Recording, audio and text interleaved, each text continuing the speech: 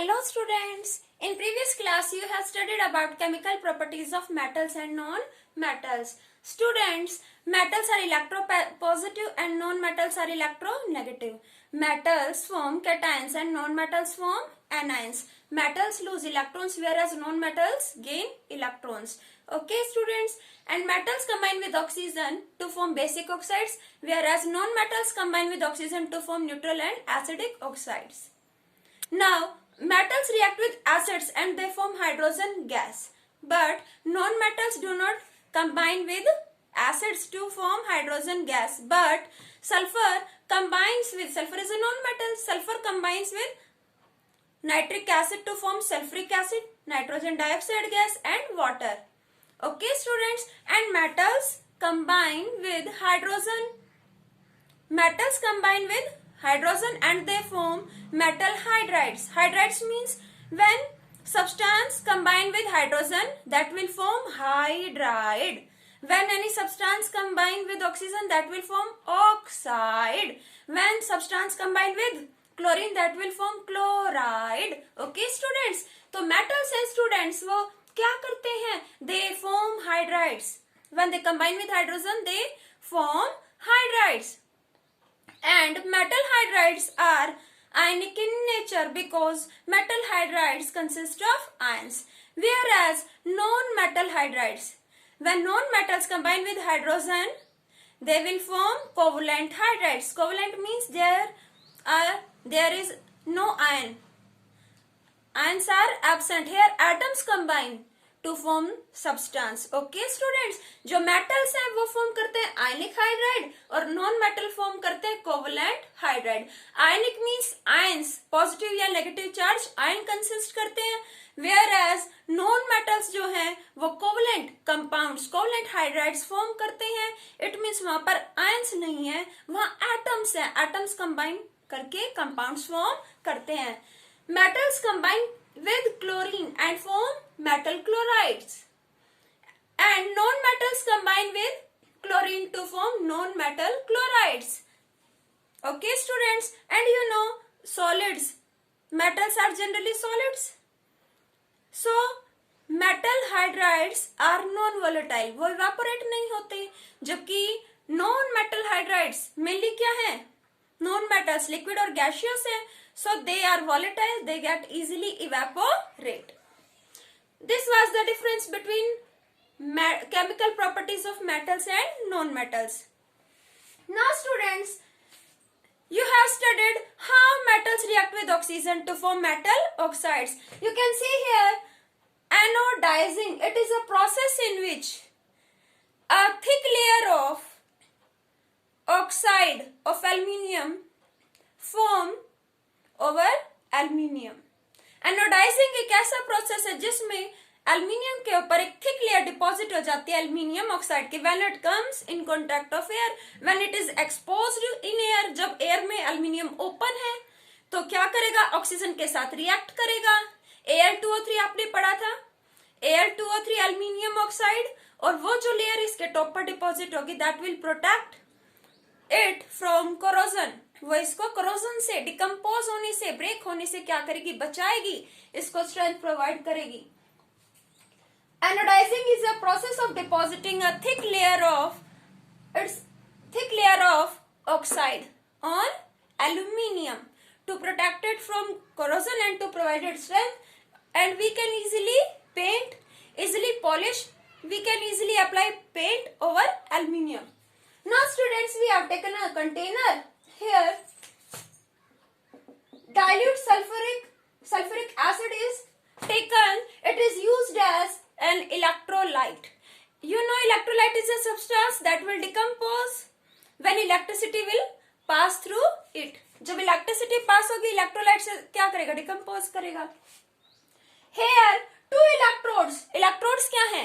Electrodes क्या है? Metallic rods या bars जिनके थ्रू करंट क्या करता है? एंटर करता है या सॉल्यूशन से लीव करता है. Here two electrodes are taken. First one is anode and next is cathode. And students, anode is made up of aluminium and this cathode is made up of lead. Both are electrodes, both are metallic, and they are connected with the help of what? With a battery. You know students, here we have taken a battery. Okay students, we have taken a battery. Students, anode is positively charged. Anode is positively charged and cathode is negatively charged. Okay students, anode is positive, cathode is negatively charged. This positive anode is connected with positive terminal of battery and this negative terminal of cathode is connected to negative terminal of battery. Now students, when electricity pass through the complete apparatus, then what happens? Current flows from positive to negative. Current flows from positive to negative. यहाँ solution क्यों use किया? Sulfuric acid, because it is good conductor. It allows flow of current, flow of ions. So current क्या करेगा? Move करता रहेगा. Electricity generate करेगी. Heat क्या करेगी? Decompose. किसको decompose करेगी? Sulfuric acid को. Electricity will break sulfuric acid into hydrogen ions, oxide ions, and those hydrogen ions, oxide ions will deposit over anode. They will combine with aluminium and form aluminium oxide. Now students, sulfuric acid को जब heat मिलेगी तो किस में break हो जाएगा? Ions में, hydrogen ions और ऑक्साइड आयंस में. ऑक्साइड आयन क्या करेंगे? Oxygen combines with aluminium to form aluminium oxide and we can balance it. Here, number of atoms oxygen has 3. So we can multiply it by 2. 2 3s are 6. 2 3s are 6 oxygen atom. On left hand side there are 2 atoms. So we can multiply it by 3. 3 2s are 6. 3 2s are 6. Now aluminium. Aluminium देखिए students, यहाँ जब 2 से into किया तो aluminium 2 से क्या हो गया? 2 2 से 4. On right hand side there are 4 aluminium atoms. So we 2 2 से 4 we can multiply on left hand side by 4. Number of atoms aluminium has 4.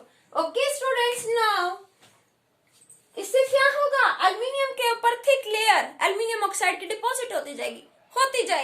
वह इसको क्या करेगी? वह इसको स्ट्रॉन्ग बनाएगी. That will provide it strength, that will protect it from corrosion, that will protect it from decomposition and we can dye aluminium easily. Okay, it is very important process. It is used in industries. Okay, this was anodizing, process of depositing a thick oxide layer on aluminium article when aluminium is exposed in air. Okay students, now metals are very useful for us and non-metals are also very useful. Okay, copper and aluminium, these are good conductors of heat and electricity. So wires are usually made up of copper and aluminium. You have seen they have high melting point. They do not melt easily and they offer very low resistance. Resistance means रोकते हैं, कम रोकते हैं. Low resistance है, current को allow करते हैं, आओ और पास हो जाओ. ये क्या करते हैं? करंट को अलाउ करते हैं अपने में से पास होने के लिए. So we prefer copper and aluminium wires. Students, you know silver is best conductor, but we don't use that because silver is very costly and silver has low melting point that will melt easily. That's why we don't use silver. Iron and copper. Generally, you have seen utensils are made up of iron and copper. बर्तन copper और iron के बनाए जाते हैं. Students, iron के नहीं बनाते. Iron में हम और सब्सटेंसेस मिक्सअप कर लेते हैं, एलॉय के फॉर्म में कन्वर्ट कर देते हैं. इट मीन्स इसमें मेटल या नॉन मेटल मिक्सअप करके जो नया सब्सटेंस फॉर्म होगा, क्योंकि आयरन की तो रस्टिंग बहुत जल्दी होगी और बर्तन तो आपने देखा गीले तो होने ही होने हैं. एटमॉस्फेयर में तो एक्सपोज होंगे ही होंगे, तो वो कितना चलेंगे और वो हमारी हेल्थ के लिए भी बेनिफिशियल नहीं है. सो आयरन यूज किया जाता है इसमें और सब्सटेंस भी ऐड किए जाते हैं, लाइक कार्बन मिक्स कर देते हैं, निकल क्रोमियम मिक्स कर देते हैं. उससे क्या होता है, इसकी रस्टिंग नहीं होती. Iron and copper, you have seen लुटियाज ऑफ कॉपर, आयरन और copper. Zinc, galvanization. What is galvanization? Process of coating of zinc on iron objects. Iron objects की लाइफ बढ़ाने के लिए, आयरन ऑब्जेक्ट्स को कोरोजन से बचाने के लिए उनके ऊपर जिंक की कोटिंग की जाती है, मीन जिंक की लेयर कवर की जाती है. इसे क्या कहते हैं, galvanisation. It is important method. ये मेटल्स को कोरोजन से भी बचाता है. Mainly it is used for iron and steel. It is used to galvanization is a process in which zinc is deposited over iron or steel to protect them from rusting. Chromium and nickel. Chromium and nickel, these are corrosion resistant. क्या करते हैं, corrosion को रोकते हैं. They are highly corrosive. They are corrosion free. They are corrosion resistant. Resistant, resist रोकना, resist रोकना. Nickel and chromium are corrosion resistant. ये रोकते हैं कोरोजन को, जंग नहीं लगने देते. So they are used in making steel also. Corrosion resistant है. क्रोमियम तो बहुत ही टेंसाइल स्ट्रेंथ है, हार्ड है. बाथरूम में भी, फिटिंग्स में, टैप्स में इसको यूज किया जाता है. क्रोमियम को यूज किया जाता है. आपने देखा होगा इसे. Aluminium. Aluminium is used for making aluminium foils and it is used for medicine packaging. You have seen aluminium foil that is used in packing of medicine. Silver and gold. Ag, silver. Au, gold. These are used in making jewelries because they are shiny, they are very attractive and they are least reactive. They do not combine with oxygen, they do not combine with water, they do not combine with chlorine, hydrogen. So they are least reactive. That's why they are used, they are shiny, that's why they are used to make jewelries.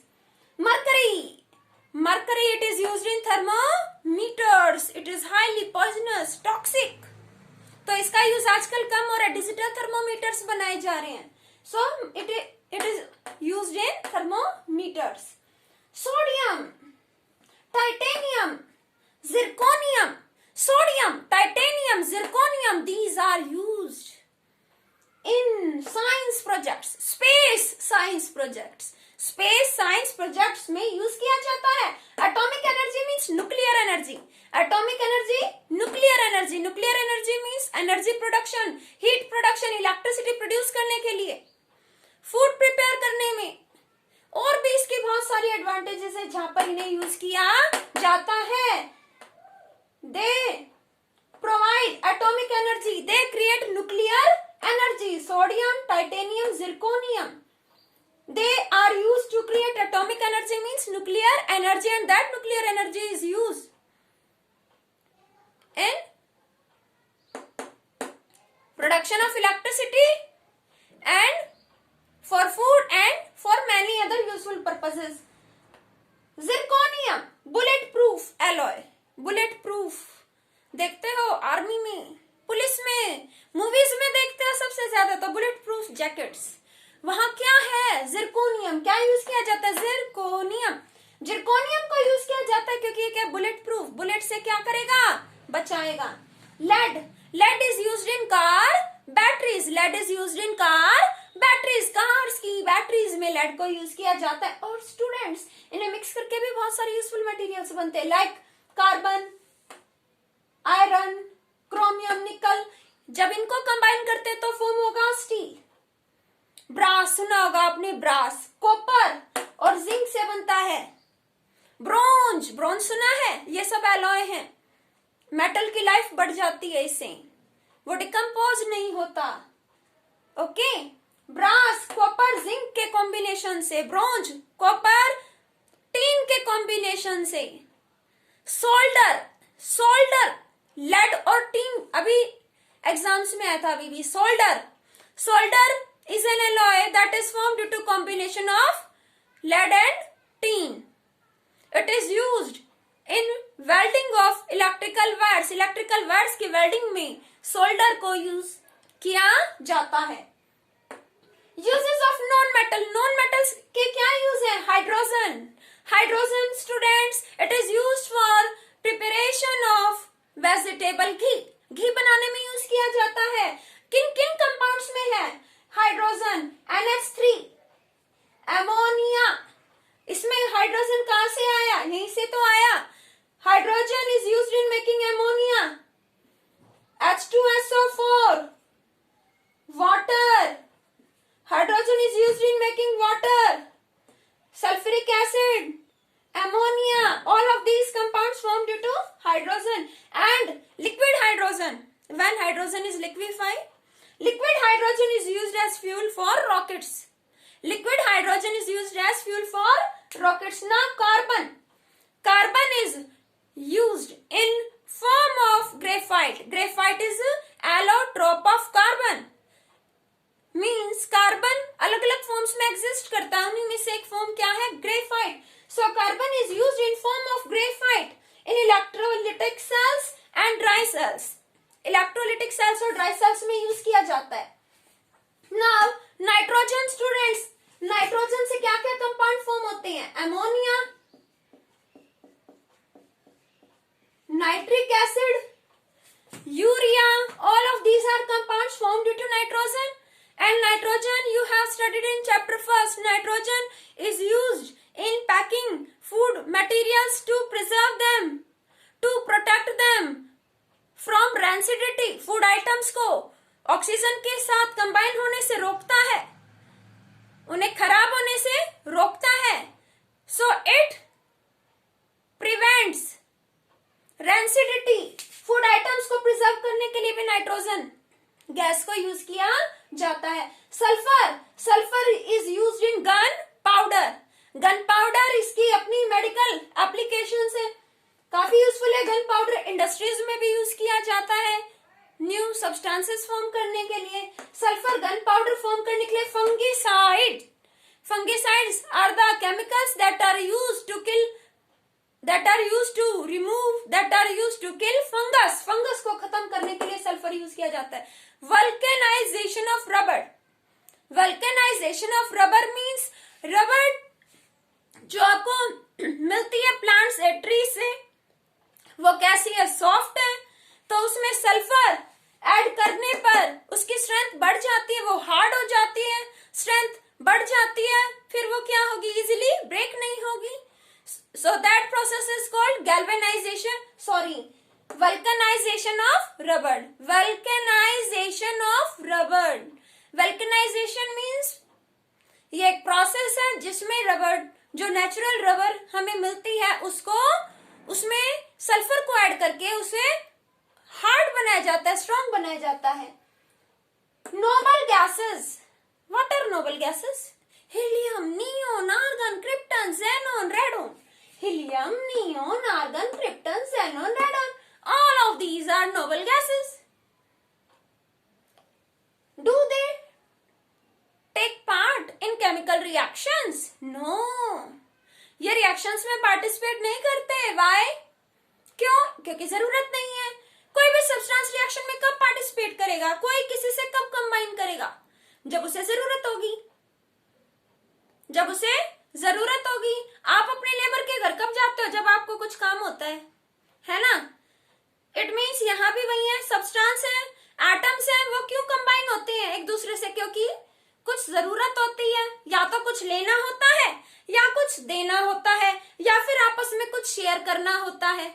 इसीलिए तो इन्हें ना तो किसी से कुछ लेना है, इनके एटम्स को ना ही देना है, ना ही शेयर करना है।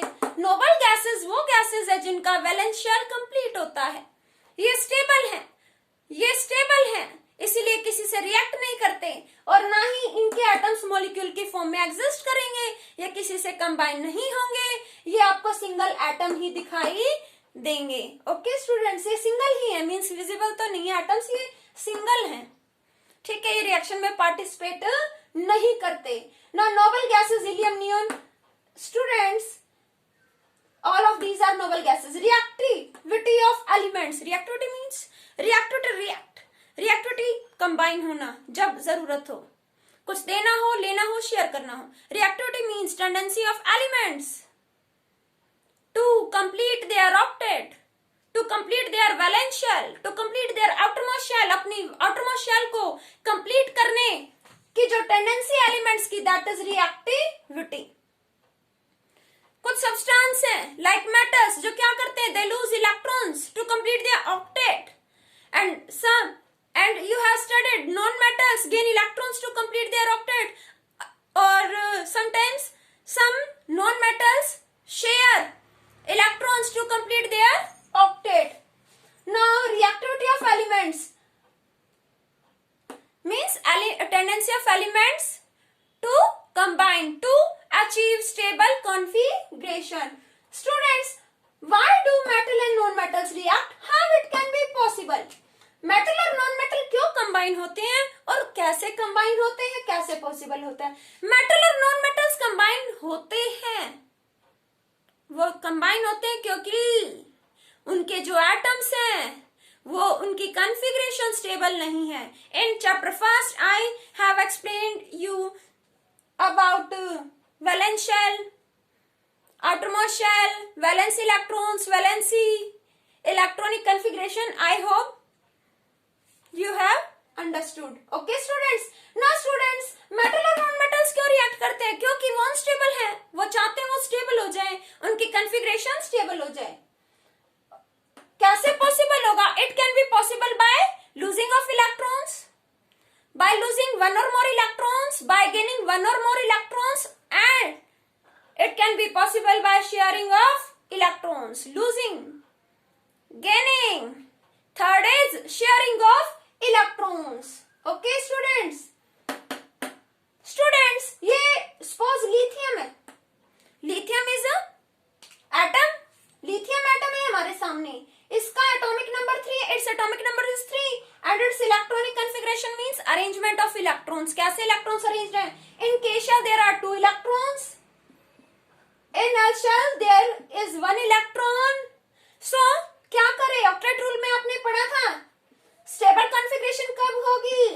जब इन शेल्स में, के शेल में 2 इलेक्ट्रॉन, L8, M8, N8, जब इनमें क्या होंगे? 8 इलेक्ट्रॉन्स ही होंगे, मोर देन 8 किसी में नहीं होंगे।